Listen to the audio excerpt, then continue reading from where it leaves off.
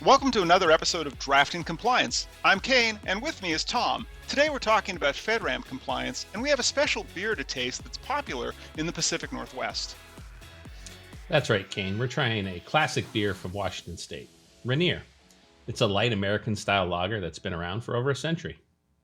I've heard of Rainier, but I don't think I've ever had it before. Let's give it a try.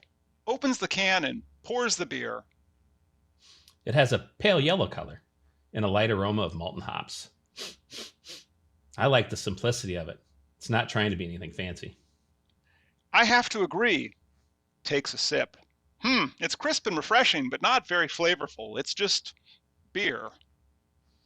Yes, Rainier is a quintessential example of a light lager, and it's perfect for hot summer days or casual drinking. But let's not forget about FedRAMP. As you may know, FedRAMP is a government program that provides a standardized approach to security assessment, authorization, and continuous monitoring of cloud services. That's right, and it's important for cloud service providers to obtain FedRAMP authorization if they want to do business with federal agencies. The process can be complex, but it's necessary to ensure the security and privacy of sensitive government data. Exactly. Under FedRAMP, cloud service providers have to follow various requirements, such as implementing appropriate security controls, undergoing independent third-party assessments, and reporting security incidents to the government. It sounds like a lot of work, but it's worth it for companies that want to serve federal customers. And I appreciate that some cloud service providers are making the effort to obtain FedRAMP authorization. Absolutely. And with that, let's give Rainier a rating for taste and FedRAMP compliance. I'll go first. For taste, I'll give it a 6 out of 10. It's not the most exciting beer, but it's good for what it is. For FedRAMP compliance, I'll give it a 1 out of 10 because it's not a cloud service provider and has nothing to do with the program. Laughs.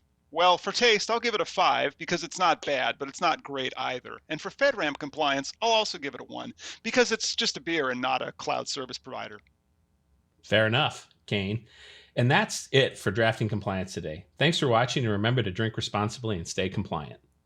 And so what we just did there is we had ChatGPT write a script for Drafting Compliance, Tom. I thought this would be a bit fun for April Fool's Day. What did you think of the script?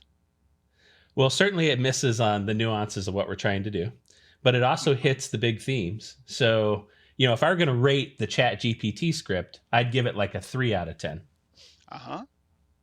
I think I'd give it, it missed my intention on beer. It definitely, I fed it several, and it somehow decided that I'd give vitamin R a 5 out of 10. Maybe it's just because I'm from Washington State and I'm supposed to rep my local.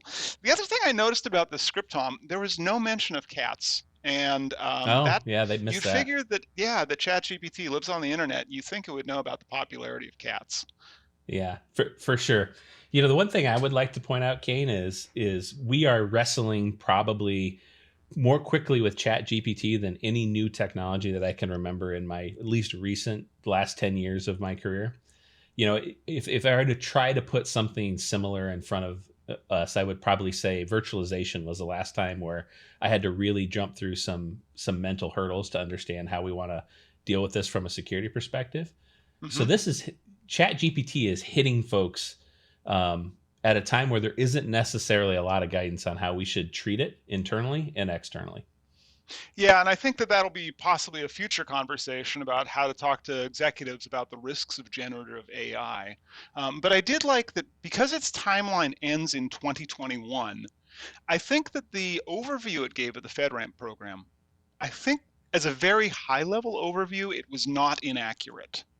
Oh, absolutely not. I mean, it felt like it pulled the script straight off of FedRAMP's site. It's not getting it wrong. It's just not providing any depth.